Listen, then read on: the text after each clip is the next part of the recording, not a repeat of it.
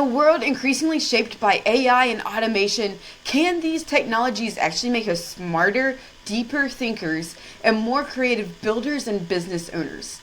In this episode of Humans of Growth, we dive into the future of learning, innovation, and leadership, and what business owners must understand to stay ahead, adapt quickly, and build smarter in the age of intelligent tools. Today's guest is Alan Smithson. Alan is the founder of Unlimited Awesome and 17,000 other companies.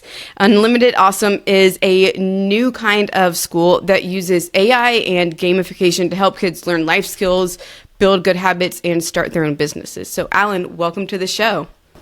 Oh, it's my pleasure. Thank you for having me, Aly. So Alan, I introduced a little bit of the professional side of you, but in a sentence or two, who are you as a human and what is bringing you joy right now? Well, that's a great question. I am a father, a founder, a futurist, an author, and I also am a DJ. And so what brings me joy is spending time with my family and friends. I love dancing. I love electronic music. I still DJ once a month, so I make DJ mixes once a month and put them out on the internet. And I've been running around, talking about our new book, 2030, A Blueprint for Humanity's Exponential Leap, which is a book about all the new technologies that will impact society the most in the next 5 years. So a lot going on right now, and I don't sleep very much. So. Okay, great. I love it. So one of the things that you and I talked about before the show is that you've done 17,000 different things. And I know from looking at your website, your bio, you've done a lot in the world of the metaverse, mixed reality, augmented reality. I know for myself, for a lot of our viewers, my experience with augmented reality is Facebook advertising those glasses that go over your face. So will you take us back? Tell me what got you interested into this world and what does it look like right now compared to what we see on TV and the lived reality experiences? Sure. So I think one of the things that struck me is in 2014 I got to try VR, and it was a big clunky headset. It was probably about the size of this book actually glued to my head. Giant headset and headphones, but it was this moment where I was transported. I was in the middle of like a Boy Scout camp, and I tried on this headset, and I was transported a million miles away to a stage, and Beck was singing on stage, and I was standing right next to him, and I had this kind of aha moment where I was like, whoa, how can this possibly be that, no longer am I looking at a screen, I can look around, I can look up, down, left, right, everywhere. And I had this kind of like mind-blowing moment where I just was like, what is this technology? And so shortly thereafter, we exited our touchscreen company. So we invented touchscreens for the music industry, touchscreen technology for the music industry. Have you ever seen the big glass see-through touchscreen DJ controller? We invented that. And so I just happened to be, into tech and all this stuff. And then so I got into VR very early. In fact, it was so early that VR was really 360 videos, but there was no cameras to do that. Yep. So we had to make our own cameras. We had to take GoPros and 3D print some mounts and stick them in and hope that they would all record at the same time and then stitch all the footage together. It was an absolute disaster looking back. But the progress continued over time, and so that was 11 years ago. And we started a company called Metaverse. We called it Metaverse before the crazy hype waves. So we were the first Metaverse company in the world. And we spelled it metaverse.com. And then we acquired some technology that gave us the ability to build our own 3D worlds and scenes and distribute those on the browser. And so we've been working on that for a long time. And I'm a big fan of VR still. But I think these new AR glasses that are coming out, where the difference between VR and AR is virtual reality hijacks your entire senses. Augmented reality lets you see the real world and then projects data on top of it. So we have this amazing opportunity to take our phone screens from like just looking down on the screen all the time to looking up and seeing things in our virtual world. So I think the technology has developed in leaps and bounds. But a couple of things. AI is going to upend that because now instead of having to have somebody meticulously make a 3D object any 3D object, could be a book or a candle or anything, and somebody has to sit there and design it. Well, the new AI tools are allowing us to do that almost automatically. So I think the growth of this industry of XR, VR, MR, whatever you want to call it, mixed reality, extended reality, virtual reality, augmented, all of it, they all use 3D technology. And the fact that 3D is now almost automatic, like you use an AI app to generate an image, it will now generate 3D worlds and 3D objects. And I think this is the turning point where this technology takes off, because now everybody can be a creator. And that's the magic of it. And our mission at Metaverse is metaverse creation for everyone. So obviously we're using these tools to allow everybody to participate in this new spatial computing revolution. So I know with Metaverse, you've worked with some pretty big companies. Mm-hmm. What does that look like to work with these companies, and how are they implementing VR, AR, call it what you want? Sure. So a lot of the work we did at the beginning was virtual and augmented reality with the glasses and everything. So we worked with cell phone companies, for example, like Bell, TELUS, Rogers in Canada. Then we worked with T-Mobile to build this really cool experience where you would go in and there was some nodes in front of you, like imagine a node in 3 dimensions so you could walk around it. But then when you clicked one of the nodes, another node opened up, and it was an explanation of the whole virtual reality industry. So it would be 360 video would pop out and show you the cameras and this and that and the other thing. So we built some really incredible things. Most of it was for marketing. Okay. We focused on marketing, retail, and training. And so we ended up working with Siemens Health and Ears, which was a huge one. And they didn't use the headsets, but they used 3D on 2D screens. So for example, they would give us the CAD models of their products, and we would take each individual piece and then make a step-by-step guide on how to use, fix, and repair all of these machines. So they're very complicated machines. You'd press a button and see an exploded view of them all. And it was really, really fantastic technology. And it saved them 40% on their training times and 40% on their training costs. So it was a dramatic difference in what they were doing before, because it allowed people, instead of reading a big manual and going for some courses, it allowed them to experiment, to see the product from all three, all the sides, look inside of it, and step-by-step instructions on how to fix it. We worked with Samsung. Very similar. We took their products in CAD and blew them out and showed you all the features of it. For example, one of the shots was a lens, and I didn't know this, but all the lenses in your camera, so if you look at your phones have all these lenses, but inside the lenses there's a bunch of little lenses stacked on top of each other, and you don't really know that until you see a three-dimensional version of it. And so what they used that for is sales training. They used it to train their sales staff on how to sell the features of the phone. And what we found, which was interesting, is that the sales reps weren't just using this for sales training, they were using it to help them sell. So they were using it to show customers this stuff as well. So that was just an added bonus. And so training, marketing, and retail have been the real things. And we actually built an entire retail scene for Mastercard. And Mastercard wanted to show what is the future of retail in the metaverse. And so that led to us building kind of these virtual worlds where you could buy NFTs, you could buy a car, you could buy jewelry, you could buy clothing, all these different things. We had a fashion section, a space section. You could buy a trip to space. It was all fake. It all worked, but it was just for them to internally show, hey, this is what the future of commerce will be in the metaverse. And in fact, it led us to build this other product called the Mall, which it never ended up opening because for a number of reasons, but the idea was to build the world's largest virtual mall and let people wander around almost like a video game where they could walk around with their friends and make shopping social. Because if you look at Amazon, for example, you don't call your friend and say, hey, do you want to go surf Amazon.com with me and look for socks? There's certain things that you just don't do that. You just, whatever, you just order it, and I call it ruthless procurement of goods. You're just going down looking for the best price, best rating, and buy it, and that's it.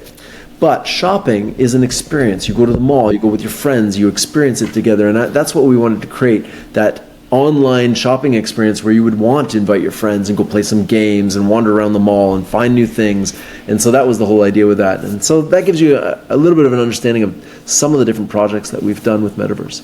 I love that. So for consumers or for people who don't work for the big companies, how do people go about accessing the Metaverse without having to have the big bulky headset? Is that primarily the only way to have access to it nowadays? No, so the way we built our system is it works on the browser. So you just literally log into a browser like you would, www. We did one for Starburst candy, for example. It was called the Juicyverse. And so you went to juicyverse.com, and actually I think it was starburst.com, and then it kicked you over to Juicyverse. And then you could just literally made an avatar and walked around and started going. So you can use it on your phone, your tablet, your computer. You can use it in VR as well. It doesn't matter. The browser is universal, and that was the whole idea of what we were trying to do, is make it universal so that everybody could participate. So we're getting away from, I know for a lot of people, we consider the headsets to be what gets you into the metaverses, but you can view it from your browser, and that's where making it more accessible. Exactly. And, to be honest, there's billions of phones and tablets and computers. There's, maybe we're at about 100 million headsets around the world, but they're not used every day either. That's another thing is, there may be 100 million headsets sold, but a lot of them are just collecting dust. There are still a percentage of people that VR makes ill. It gives them a little bit of a headache. So it's not something you want to be using all the time, but it's great for training. We can actually reduce training times by half. A friend of mine built a training app for mechanics, how to train mechanics. And they were able to take a 2-year course that you normally would go in and sit under a car and do that, and they decreased the training time to 2 months. Yeah. So because people can just do it at their own time, they put on the headset, they do it, they've got all the tools there available, they don't have to book time in a shop, they can get to mastery before they even set foot in a real shop. And this is the power of virtual reality. If you do something with your hands, it's a fantastic way to learn. There's another one that does welding education, and you can actually learn how to weld in virtual reality. And welding is something you put a mask on anyway for real welding. So you're able to test, and practice your bead welding or your different types of welding long before you even step in there. So it reduces the amount of materials in training, it reduces the amount of time, and each person can train to mastery. And what that means is, let's say I'm a slow learner in welding. I can take my time, and let's say you're just super fast at it. You do it in a few hours, it takes me a few weeks. It doesn't matter because I'm not in a classroom holding anybody up. And so that's one of the things with XR and also AI. You have this new ability for personalized learning that lets the learner learn at their own pace and not, don't have to worry about test scores anymore because you test to mastery. It's kind of like a video game. You don't pass until you kill the boss of that level, and then you go to the next level, right? So why don't we do that with education? And so the reason is we didn't have these technologies before, and now we do. And that's why we're taking everything we learned in the last almost 20 years of building technology, and we're building the most advanced education system ever devised called Unlimited Awesome. Yeah, so that's why we want to segue the conversation over that way. So you and I both know that the education system is very, very broken. Both my parents work in education, and I hear about it every week. What do you envision education looking like 5, 10, 15 years from now? Best case scenario, and then maybe even worst case scenario. Well, I think we're already starting to see a little bit of it. There's a couple of companies that are starting to do AI education for tutoring.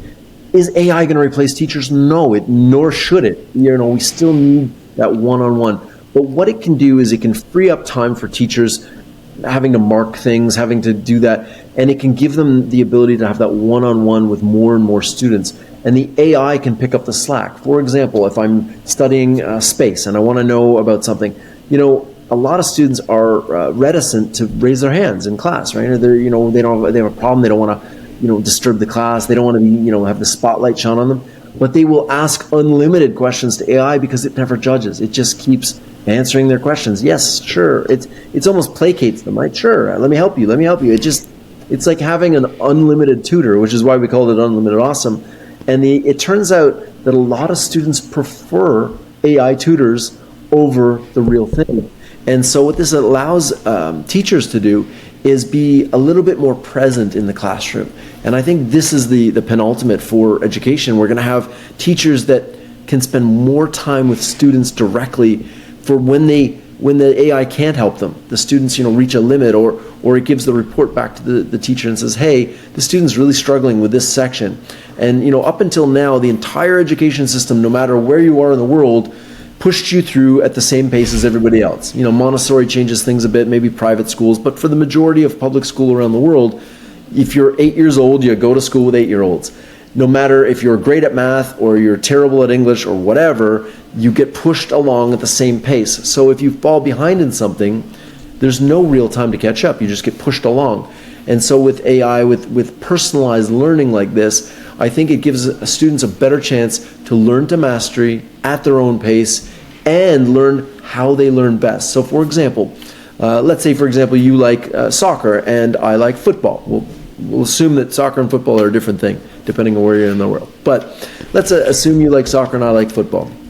And you start getting your questions with a bit of soccer flair to it. Hey, what's the circumference of this soccer ball? How do you calculate it? How do you calculate the trajectory of a kick? And for me, it's, how do you calculate the circumference of a football? And how do you calculate the force required to throw the football? It will, automatically adapt to the student's preferences. And I think this is something that you could never do before. You could, it'd be like printing a custom textbook for every student. You can't do that, right? It just doesn't work with the old technology. But AI unlocks this new superpower that we never had before. Right, and I love that because I think it frees up teachers to do more of what they're better at than ideally less classroom management.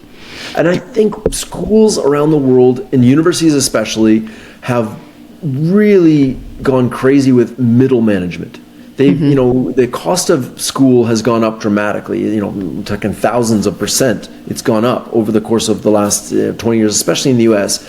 We've seen this massive rise in cost of education, but the outcome is the same. It's not really getting any better. The problem is we have all of these middle managers and we have all those kind of management layers of school, and it's just pushing paperwork around, and it's not really helping students. So I think it can eliminate a lot of that kind of stuff that is not directly teaching the student or touching the student. And one thing that I'm kind of adamant about is that we have stakeholders in education. We have parents, and we have teachers, and we have the school board, and we have the state or province. We have boards of education. We've got all of these different stakeholders, and really the only stakeholder that matters is the student. And they get kind of the last place position when you talk about stakeholders of this. And so, I'm of the opinion that students are the only stakeholders. And so that's what we're building for their benefit. And that's it. I don't really care about anybody else. The students are the beneficiary of this, and they are the only stakeholder that matters, in our opinion. So with Unlimited Awesome, you had worked a lot in the music industry, in the tech industry. What made you decide to segue into education? About 10 years ago, my daughter's 21 now, so when she was 10, so 11 years ago, she invented sandals that leave a heart-shaped tan line on top of your feet, like a little heart, called the Love Sandal. And she was mentored by the president of Aldo. She was in Inc. magazine. She was on Dragon's Den. All these people rallied around this kid to build the shoe company, and she ended up selling 3,000 pairs of shoes before she even hit high school. And she was in the public school system, and I was watching the public school system teach none of this. Never mentioned entrepreneurship as a possible outcome. It never mentioned any technologies. Didn't talk about AI, didn't talk about XR, didn't talk about robots, didn't talk about quantum computing. Nothing was mentioned at all. Still not. My youngest one is in last year of high school, and last year she was learning Flash. Flash is a deprecated technology that was deprecated 20 years ago, and they were teaching her Flash. This motivated me to say there's got to be a better way. So we tried to go through the board, through the school, through the Board of Education, through the Ministry of Education where we live here, and we realized that the systems are so entrenched and so hard to change that it's almost impossible.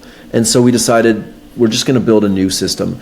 And our technology stack that we built is technology first. We're a technology company, but we can license this technology, the AI tutor, the personalized learning structures, all of this stuff. We can license it to schools when they're ready. And so we just, instead of trying to go through the school system, we just built a new one. And our school system, Unlimited Awesome, is totally different. We don't teach math, science, geography, these things. We're not trying to compete with the education system. What we're teaching are the fundamentals of human success.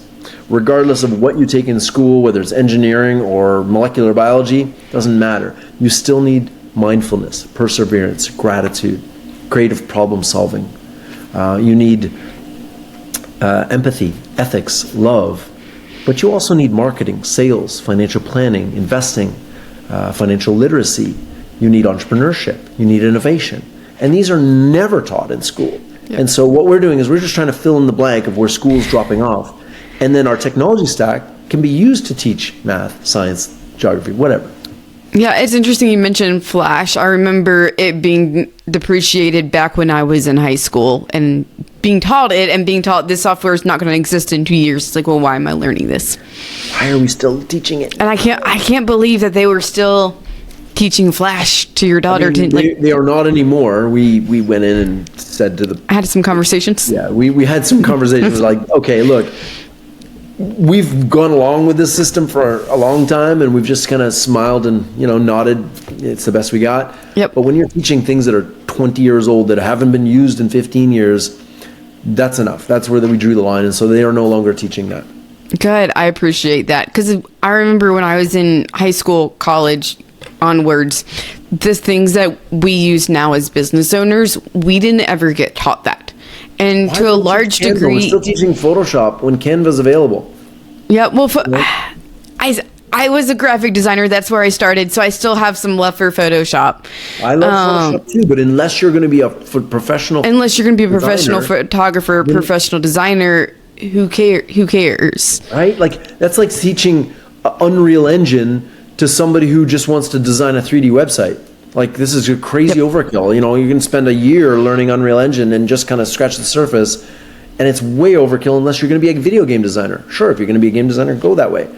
But that's never taught in high school. It's not even shown in high school. None of it is. No, and the same thing's true. Like, people go and get their MBAs, or even just go get a undergrad in business or marketing or journalism. What did you actually learn? How do I implement this? Because the world is changing so fast. And a lot of universities are really trying to keep up. I mean, they're trying to do this. And the thing is, with AI being so pervasive now, we're in a kind of crossroads where there's not really a mechanism for these schools to keep up with the pace of change. And I saw this. I did a TED Talk called The Marriage of Technology and Education. At the time, people were talking about, truck drivers are going to be out of job because of autonomous vehicles, and it's okay because we'll just teach them how to code. And my point in the TED Talk, which was in 2019, was what happens when code codes itself? Now, fast forward a couple of years, 6 years now, and code does code itself. Yep. And we still have truck drivers. So we got it backwards. Oh, right, 100%. So what are we going to teach coders now to drive trucks? It's easier to teach a coder to drive a truck than it is to drive a truck driver to code. So. Right, and it's interesting because I had a conversation with someone a couple months ago. It's like, okay, how do I go about learning? Do I go listen to podcasts? Do I watch YouTube? Do I read the books? And it's like the books have like the heart of people's information in them. It's the best information on a topic, but if that topic is consistently evolving, then like a book on AI is going to be outdated by the time it gets to any Big 5 publisher. Yep, it's interesting. This book, we wrote 2030 because it's not about predictions about what will happen in 2030. We already know semiconductors are going to be a thing. Data centers are going to use an enormous amount of power. Humanoid robots, we're going to have 100 million humanoid robots in the world. They'll be super cheap. Molecular genetics will allow for protein. Actually, it's funny. Protein folding was on the cover of the book here, and protein folding was a big thing. We published this book in January, and by February, all the protein folds in the world had been done by AI. Literally, we said, protein folding will be an evolving thing. We didn't realize it would be done in a month. Because we finished the book in December, launched in January, and by February it had already been done. So, it's hard to make predictions. The book is not about predictions. The book is really around what are the things you can do to prepare yourself for these coming things. We already know a lot of these things are coming, whether it's in 2025, 26, AGI, maybe 25, 26, 28, doesn't matter. It's coming. It's coming, and how do you prepare yourself for it? Quantum computing is coming. How do you prepare yourself for it? And so we already know these things are coming. whether it's a year, 2 years, 5 years, it doesn't really matter. They're coming. So how do you prepare for it? And so that's really what the book is around. How do you make proper investments? It was designed for investors, governments, CEOs, world leaders to make better decisions on this moving forward. Right, and I think the books that, to some degree, it sounds terrible, but the books that will survive but will do the best are the ones that focus on how do we be more than how do we do. Yeah. The how do we do is a YouTube thing at this point. The how do we do is a YouTube. It's like, I'm not going to go read a book about how do I rank on YouTube, because any book that's more than 6 months old is outdated. You know, that's crazy you say that, because I went to a seminar recently, and I've been to, I saw this guy before, Ulrich, I can't remember his last name, he's going to kill me, Ulrich. Anyway, he's a YouTube specialist. He gets people, millions, billions of views, really. And, I saw him a year ago, and he was talking about SEO and these sorts of things. And then this year, it wasn't about SEO anymore. It was about AI search rankings. And how do you get your YouTube videos into AI search rankings? So, in 1 year, it was a completely different technology, or not technology, but strategy for how to get your videos seen. And, it's the one thing that I've noticed, especially in YouTube, consistency beats strategy every single time. Yep. And so it doesn't matter what strategy you have for keywords, any of this. It matters, yes. But what matters more is that you consistently show up, create great content, and do it every single day and every single week on a regular cadence, and eventually the algorithm picks you up. So consistency over technology wins every time. Yep, it's interesting because I've had a conversation, I think last week, with someone about like AI SEO versus SEO, and the thing they said is it's the same thing. There's not the same principles that apply to SEO are going to apply to AI SEO. Now, you may put your content in slightly different places, but it's a lot like back in the early 2000s when you were a plumber or you were a home services business, you would load up the bottom half of your homepage with all the locations that you worked in, if you remember that. And it worked for a while. Dark font so you couldn't see it. Dark font. It's at the very bottom after your final call to action form fill. So nobody's really paying attention for it, but that's how you use that to rank. We call them black hat SEO strategies. Yep. They eventually stopped working ish to some degree. I think the thing that marketers, that business owners can easily fall into is let me go invest in AI SEO when AI is evolving so quickly that what you do today isn't going to necessarily matter tomorrow unless you stick to these are the principles, these are the foundations of search engine optimization. Yeah, the principles are the same and you need to learn those. But really, if you're going to spend your time doing something, learn how to make better videos. Learn how to make better content. One of the things with Unlimited Awesome, we have a content creator badge. We have 56 badges. So everything from the gratitude badge to the love badge to the content creator badge, the podcaster badge, which, you would obviously get. But the idea with these badges is that you learn to do these things by doing them. And one of the core tenets that I believe is valuable to students, anybody watching this, is that your content creation to consumption ratio should be 50-50 or greater on the creation side. If you're consuming more content than you're creating, you're going to end up being a consumer, and that's why it's important. I'm always making DJ mixes. I wrote a book. This morning I wrote an article on LinkedIn. I write articles, pretty much every day. And one of the things I realized, I used to write articles every single day, and I started getting very lazy and using AI to write everything for me, a couple of years ago, because ChatGPT, I was like, this is great. It writes all my things. Yep. And today I sat down for the first time in a long while, and I said, I'm not going to use AI at all. I'm just going to sit and write. Hey guys, real quick, this episode is sponsored by Parison Network. Parison Network is a matchmaking service that connects businesses to marketing agencies that will actually get you results. There's over 50,000 agencies in the United States alone, and picking the right one can feel, pretty impossible. Parison Network simplifies the entire process by doing all of the vetting for you. From the initial agency search to interviewing and vetting the top marketing agencies to getting proposals and helping you with the discovery call, Parison Network does it all. This way, you end up partnering with a marketing agency that actually delivers outcomes, not empty promises. If you're ready to stop wasting money on marketing that just doesn't work, visit perissonnetwork.com and get your free agency search started today. That's perissonnetwork.com, PERISSON network.com. I can tell you that it was hard. I am out of the memory of doing that. And I sat there and I was like, oh God, I am so dependent on AI to write stuff now that sitting and writing was actually way more difficult than I had remembered. So now I'm forcing myself to write every single day. I write a couple pages because I think it's really important. You know, when we wrote the book, we used AI for the research, but we actually wrote the book. But you know, it's hard to sit down and write, especially if you get used to using these tools. And that's one thing I think we're going to have a problem if young people just, you know, default to AI for everything. I don't know, we're going to end up with an internet full of AI slop. I saw a stat the other day, something like 52% of all the content on the internet is AI bots. Or you know, bots I believe it. You know, are we poisoning the internet? Oh, we 100% are, and we have no idea how we're going to fix it. I think Sam Altman's scared of what he's created. I think so too.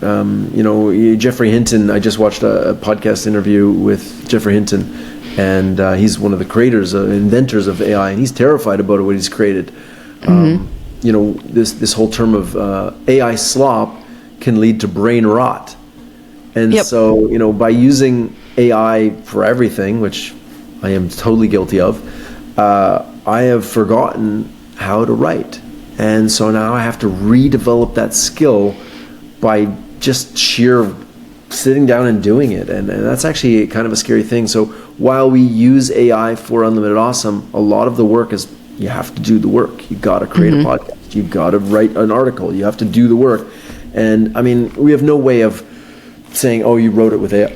With AI, except for the fact that we have accountability pods. People watch each other do the work. It's the only way I can think of is you know, to do that.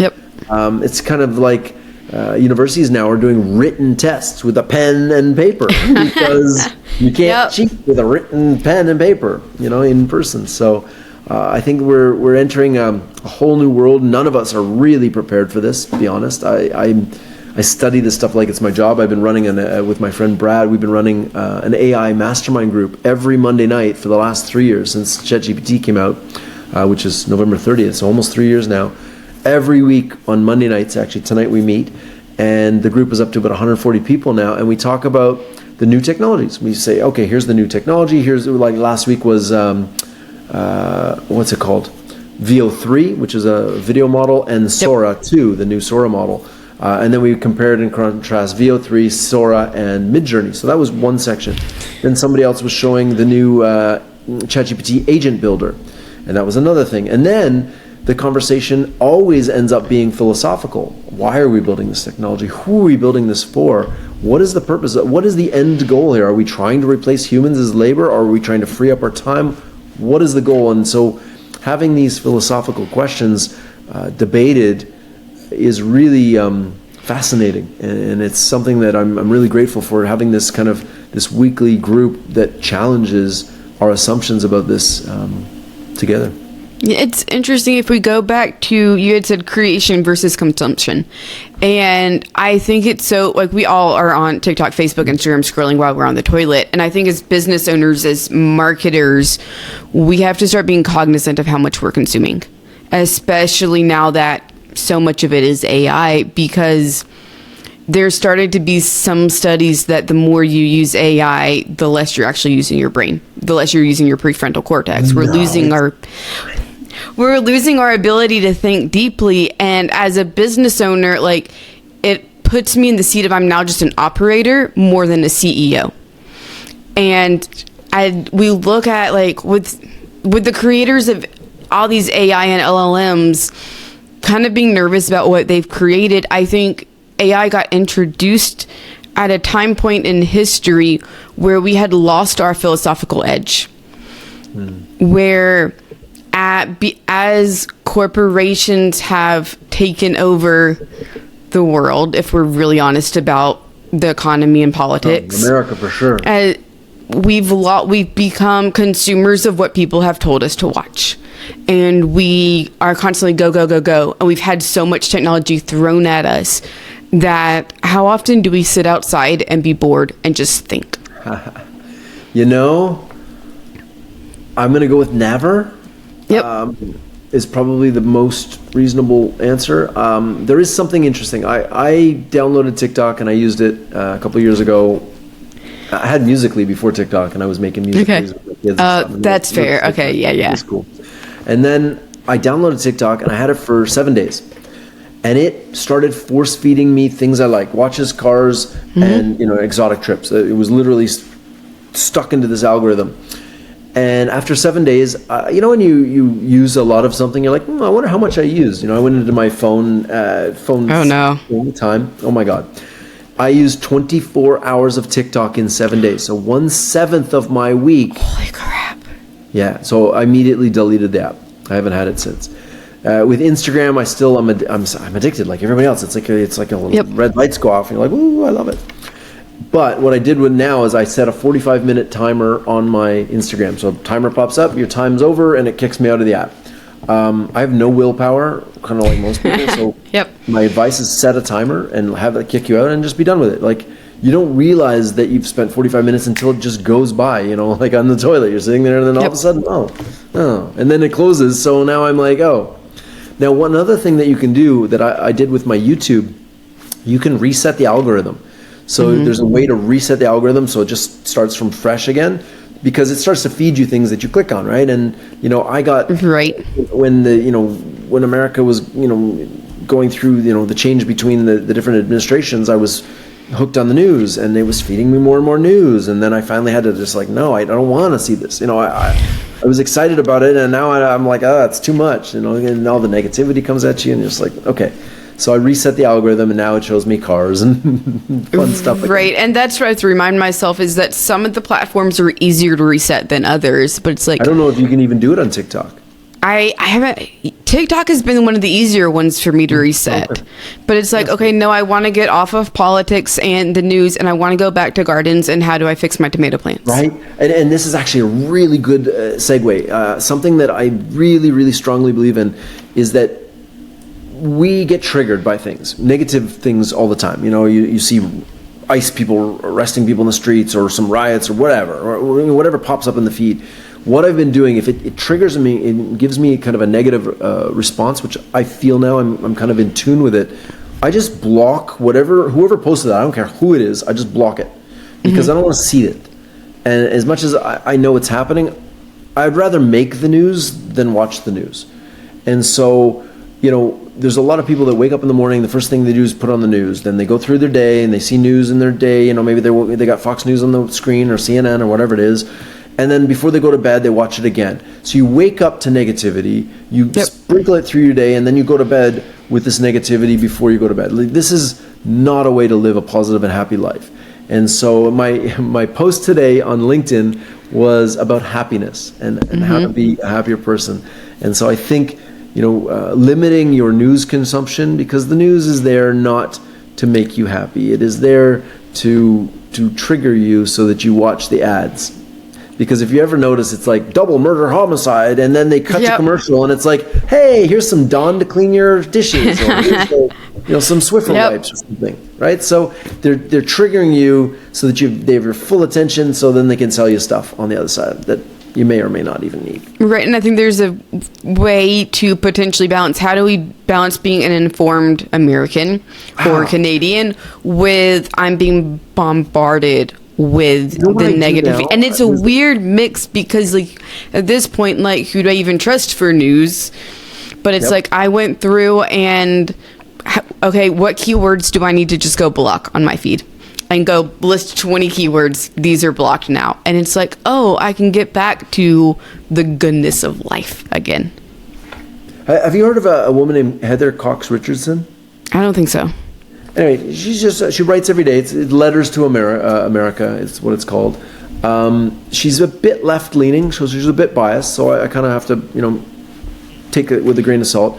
But I get a news feed every day. She writes a letter. It's a written format. I read it every morning.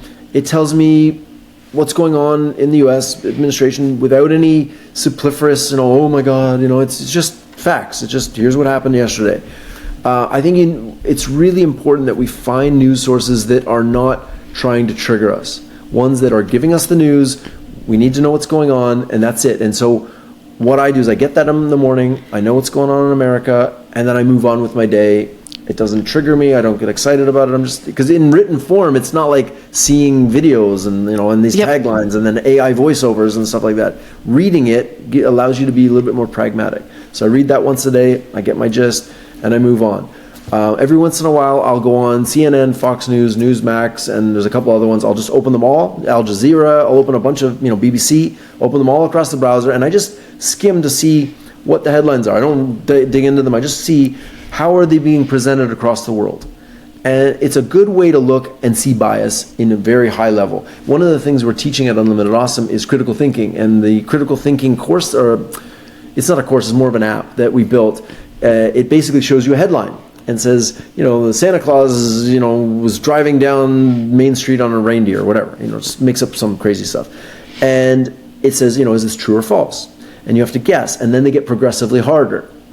And so the idea is that you're training your brain to recognize when things aren't quite right and to do a little bit more digging to find out, is that true or is it not? A friend of mine, Mark Van Remenen, he's one of our mentors at Unlimited Awesome. He created a system called FutureWise, and it's future without the E, wise, FuturWise, FutureWise, and it's a news aggregator that is peer reviewed. So he has 1,000 peers review all of these things, and they review it, they double check the sources, and then they submit the news, so that you have this kind of peer reviewed, non-biased news source for a daily intake of news. So it's mainly scientific papers. It's not superfluous news. It's scientific papers. It's educational news and stuff like that. But I think having a source like that, like FutureWise, really can help, and we're going to actually embed that right into Unlimited Awesome so that our students can have this bias-free, peer-reviewed daily news. And I think that's super important, is how do we start teaching critical thinking again?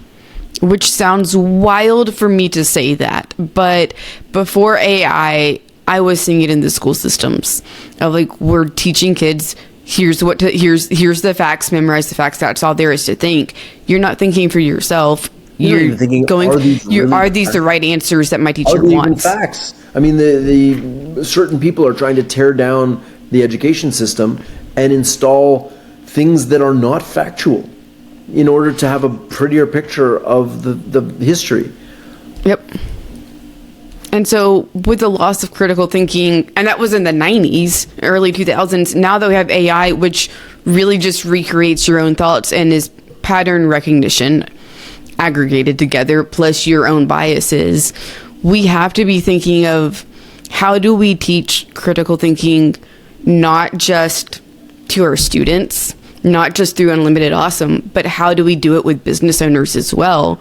Because you probably Unlimited Awesome is for everyone, by the way. It's not just for students. It's 13 and up. We 13 and up. Cap on the limit, because people were asking me, people my age were saying, "Hey, how do I sign up for this? How do I sign my kids up and me?" So yeah. Because it's interesting, you've probably seen it also, a wave of younger entrepreneurs, but not like your daughter who's I made or invented a new pair of shoes, but more I'm an 18-year-old, 19-year-old tech bro in my mom's basement who's a operator, and it's okay, you're learning tech, but at this point AI is doing most of the heavy lifting for you. Do you actually know how to critically think about XYZ? And so I've sat with some of a couple of tech pros over the past couple of weeks, helping them figure out landing pages, their business model, you name it. And they don't have, and granted they're young, they're early 20s, but they don't have the critical thinking that they should, and AI is making it worse. And if we lose our ability to critically think, the oligarchs, the big tech bros haven't. How are we going to prevent them from, I don't want to say take over the world, because that's a little extreme, but how are we not going to create a further divide between the small businesses and the massive conglomerates that are BlackRock, etc., underneath them? I don't know the answer to that. One of the things that I do know is that the courses that we teach, the badges, the mindfulness and critical thinking and financial literacy, tax strategy, these things that we teach in Unlimited Awesome may or may not be wanted by the powers that be, let's say. So we've designed 100%. It to be decentralized. So our AI inferencing, for example, is decentralized. Right now, we're just using ChatGPT to prove out the point, but it will be all decentralized. So when you ask a question, it goes out to nodes through homologous encryption, so that the data never leaves the device without being encrypted. And it asks the question, so it's not keeping a rolling tally of that. So for example, if you ask ChatGPT a bunch of questions, it starts to know you. If you really want to know how much ChatGPT knows about you, you ready for this? Yep. Ask it to roast you in the meanest way possible. Oh, I've done it. Oh my God. Here's every business owner who's listening to this needs to go get ChatGPT to roast them.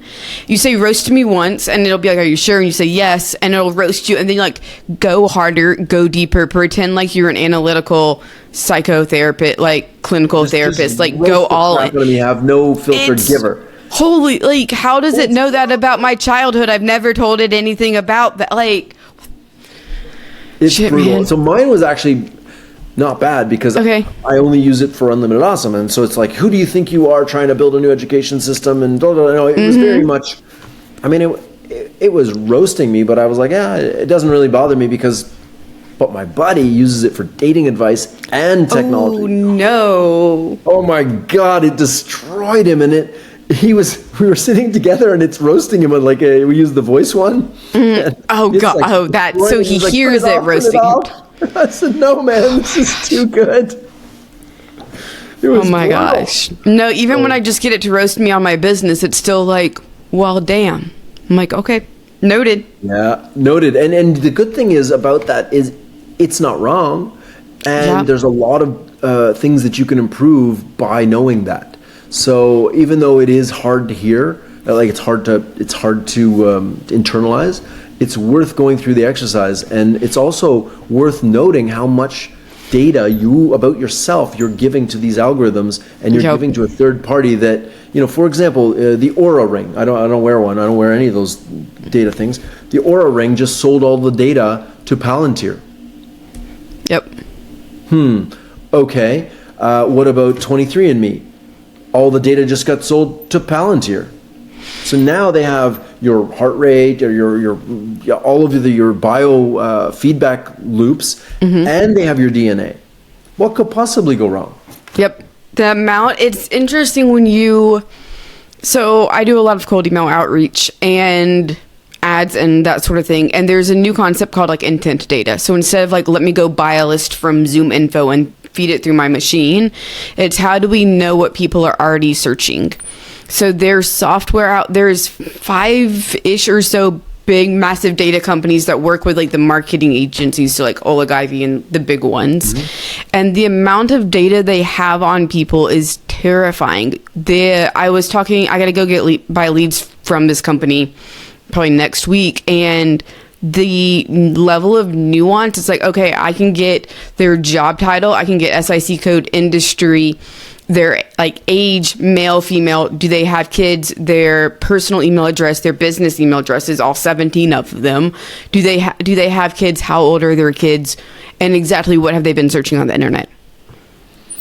Like, yeah, you can go in and it's like, I only want CEOs of healthcare companies of this size who are searching for XYZ keywords in the past 7 days, and it'll spit out a list for you.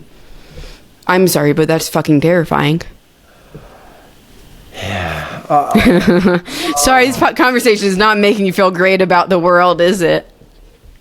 That's all I can say to that. Yep. Just have some bubbles. Because I don't know what to say to that. It's terrifying. It's terrifying, and so there's a level of as a business owner, it's really cool. As a marketer, it's really badass. Really great. But as a consumer, it's a little bit nerve-wracking. And so I think I can see if you're using it for business and people, market. I love that. It's great. It allows, you as a business owner to target the people that want or may be able to use your system. It's great. When governments use it to sway elections, this is where it becomes it gets messy, because the private sector is now so overlapping with the public. Well, and the private sector basically owns the public sector. It does, especially in America. Yep, and that's the part of it that gets scary. And I think we will come. It's going to take some time, and it's going to take some shaking to a point where there's a revolution where we say enough is enough. It was interesting. I was looking at some data today where board game sales are up 8% randomly out of nowhere, because people are now, and it gave a couple other statistics, on kids' Christmas list, physical toys, like the way we had in the 90s, are up 16%, because my Cabbage Patch doll might be worth something. It may be like, okay, well, all my old Beanie Babies, please be worth something already. Like all my old American Girl dolls would love to, but it's interesting if American Girl store in New York with my daughters when they were little. I went to one in Chicago. And, it was so good. That was an experience. But I think we're getting tired of technology to some degree. It's like we want to use it for what we need it, and then we're starting to get technology fatigue, which sounds insane. Having said that, in China this year, the biggest toy is AI toys, AI teddy bears and stuff. Right. Okay, so we're now mixing that. We want the physical, but we want the mixed reality.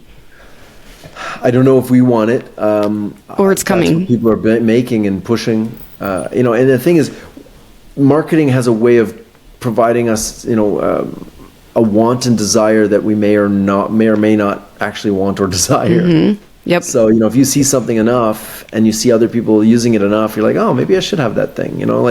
Do I need a Lamborghini? No, but they're cool, and I see people driving them, and they look great, and it's a thing. Our marketing company swaying public opinion and public desire.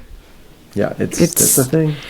It's interesting. So zooming back out, going back to before we go any further down that rabbit hole, Unlimited Awesome, what is your go-to-market plan? Sure. So we're launching in the next couple months. We'll be launching kind of in January, February to the public. Right now we're doing closed beta trials just to make sure that, because obviously, we're providing an education system to people, so we have to learn what works, what doesn't work, what resonates with the students, what doesn't, safety protocols, all of this stuff. We've put in a lot of safety protocols, but it's never enough. So we have to be very, very careful with that. So we're doing trials right now. We're doing a token as well. So we're going to, it's a full Web3 platform, and we pay students to learn. So every time they do a gratitude journal, you get a token.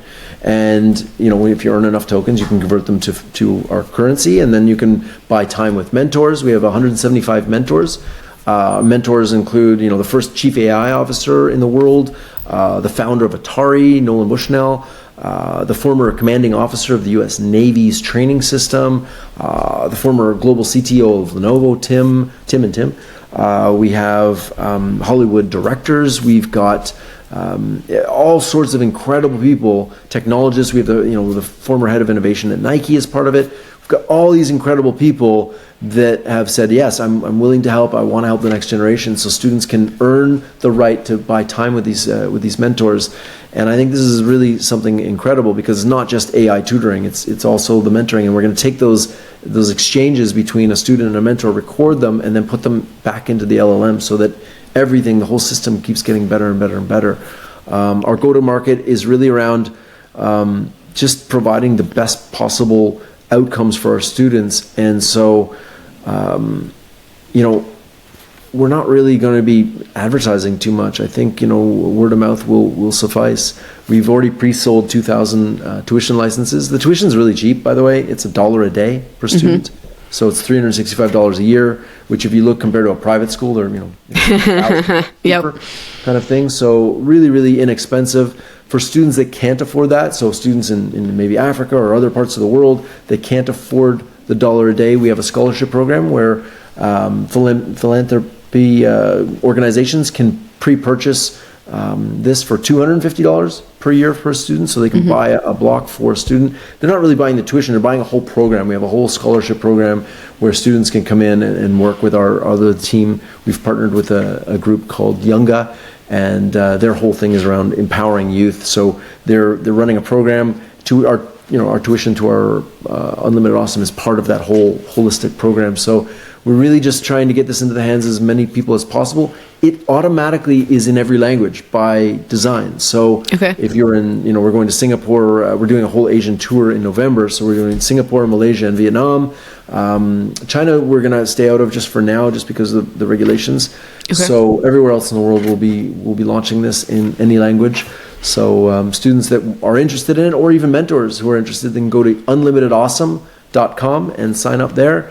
And we'll be doing a token launch later this year to help fund the growth of this as well. I love it. One of the things that was interesting about y'all's site, because it looked like y'all were pre-launch a little bit still, was the number of mentors you had, and not just the number, but the caliber. Because there's a lot of mentors out there, but the caliber of who you're bringing in, where it's not like business owners for, or like business coaches for solopreneurs. It's like, no, we're helping you build a company. Yeah, the whole purpose of this is to be like Y Combinator for the world's ideas. And I know a lot of people will be familiar with Y Combinator. It's a startup accelerator in the Valley. They have had, they've incubated about 4,000 startups over the last 25 years. In the 20 years, about 2 years ago, somebody did a study of their returns.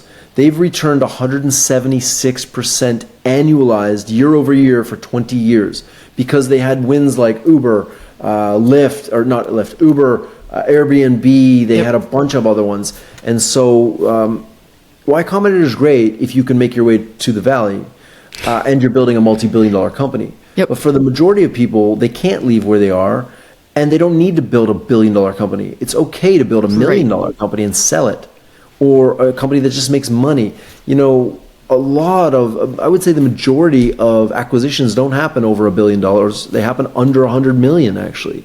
So our goal is to get students to be successful. We're going to be investing in those students as well. Like Y Combinator, we're going to be investing a fixed amount for a percentage equity, and that money that was made from their exits will be put right back into the foundation. So my wife and I started this. We funded the whole development of it, and we donated 95% of the entire equity to the foundation. So the foundation, we kept 5% as our. You like to pay the bills and like to eat food. Yeah, and not only that, but if we build a really, really successful thing, or when we build it, we should participate in that as well. And I think that's only fair. But the 95% of all the money goes back into the foundation to refund more startups and more students. And I love that. I love how giving back is already built in. Yeah. It's not like we have to make a separate foundation. It's like, no, this is part of how it works. Yeah. And in fact, Metaverse, our Metaverse company, we're using that technology for free for Unlimited Awesome. It's a virtual campus, so people can walk around almost like I told you about the mall, where people can walk around. We just took the mall concept, get rid of the stores, and put in a giant campus, so students can walk around, meet each other, and you can have conversations with people anywhere in the world as avatars. So we're not judging you by your skin color, your race, your geography, your sex, your language. All of that gets eliminated because now you're just an avatar on the internet. And the only way people can judge you is based on how many badges you've earned. So it's merit based. I love it. Okay, do you have time for 2 last questions? No problem. Okay, first question. You said you've already sold 2,000 licenses. You haven't even fully launched. How'd you do it? So our Web3 partners, they've been part of the last 20 biggest Web3 launches in the world. They have $9.6 billion under management in their DAO. They believe in what we're doing, and they said we want a blockchain course built into it. And so we were already planning on doing that, so we worked with them to develop that, and we built the blockchain course. So they have now a vested interest to help sell those tuitions to their network. They have 8.3 million people in their community, 70,000 active sellers. So they're going to be selling our tuitions to their community, which they pre-ordered 2,000 so that we could have some startup capital. Because funding this ourselves, it's hard. It got a little bit more expensive than we thought. It turns out building the most advanced education system ever devised costs money. It costs a bit of money. Just a little bit. A little more than I thought. That is 100% fair. And you've done so many different things over the past couple of years. You've launched multiple businesses that have all been incredibly successful. Yeah. What's the advice you would have given yourself 20 years ago? Oh, don't marry your business, because your business will change over time. One of the things I did is I really fell in love with our first company, the touchscreen company called Emulator. The company was called Smithson Martin. Martin was my partner Pablo and Julian Smithson.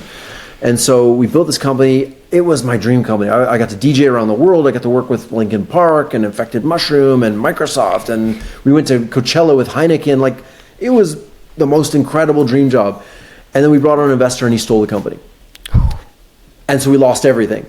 And I even have the tattoo of Emulator on me. And so don't wed yourself to a company. So when we started building Metaverse, instead of building Metaverse's LinkedIn profile or Twitter profile, I built my own, because you can't take away my network.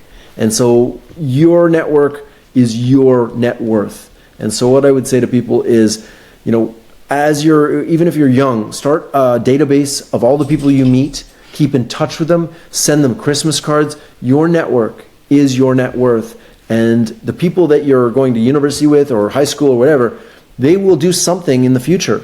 A lot of my friends, when we started in XR, when we started in VR, it was VR then, they were just, a bunch of tech nerds building VR stuff. And now they run, my friend Terry runs new devices for Deutsche Telekom and T-Mobile. Some of our other friends, my wife, for example, she's on the board of advisors for X Prize now. And she runs XR Women, which is the largest community of women in virtual, augmented, and mixed reality. So people, they grow and they grow into positions. And so just keep in touch with as many people as you can, keep as friendly as you can. And if you run into negative people, keep your distance, because they can drag you down. It only takes one negative person in a company. You could have 100 top performers. You have one bad apple in there and it ruins the whole vibe for everybody. So be careful with who you work for and choose your working colleagues very carefully. Dude, I love it. Thank you so much for joining us today, Alan. I appreciate it. Absolute pleasure, Aly. Thank you. Absolutely. So for everyone tuning in today, if you want to get in touch with Alan, learn more about what he's doing, Alan, where should they find you? Sure. You can add me on actually I can't add people, but you can follow me on LinkedIn. It's just Alan Smithson, my first name and last name. You'll find me there. And also, if you want to reach out, it's unlimitedawesome.com, and it's just Alan at unlimitedawesome.com for my email. You can also go on there, sign up if you're an accomplished entrepreneur or business leader or a technologist, or you've done something really cool in your life and you want to become a mentor. You can sign up as a mentor. If you want to be a student, you can do that. You can do both. If you want to be an investor, you can do that as well. We're looking for philanthropic donors to buy scholarships so that we can have more students go through our program. I love it. Thank you so much for joining us today, and we will catch you on the next episode of Humans of Growth. Humans of Growth. Peace.